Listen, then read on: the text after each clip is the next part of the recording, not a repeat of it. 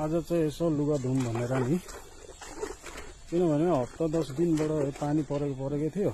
आज चाहिँ हल्का घाम लागेछ, त्यस्तो खास पनि लागेको छैन, तर धुइहाल्नु पर्यो क्या। यहाँको दिन थाहै हुँदैन क्या, कहिले पानी पर्छ कहिले घाम लाग्छ भन्ने कुरा। त्यही भएर धुइहाल्नु पर्यो। के भन्छ नि कसैले, खेर लुगा धुने चाहिँ छोरी मान्छेको काम है भनेर, तर गाह्रो हुन्छ नि हो लुगा धुनु। मसल पावर चाहिँ छ है, एफोर्ट चाहिँ छ। छोरा मान्छेलाई तिरिखिरी पाइदिन्छ अनि छोरी मान्छे त बिचरा धन्न धुन्छ पो त। फ्यामिलीमा अब भन्छ नि, आमाले धुइदिन्छ, भाउजूले, बहिनीले, दिदीले अथवा श्रीमतीले धुइदिन्छ भन्छ।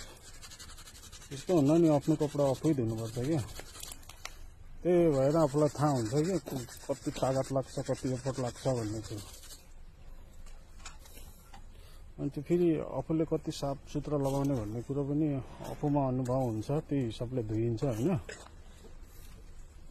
त्यही भएर सधैँ आफ्नो कपडा आफूले धुने गर्नुपर्छ। जुत्ता पनि धुइसक्यो, अब लुगा पनि टाँगिहाल्ने हो। अब 1-2 घन्टामा त सुकिहाल्छ।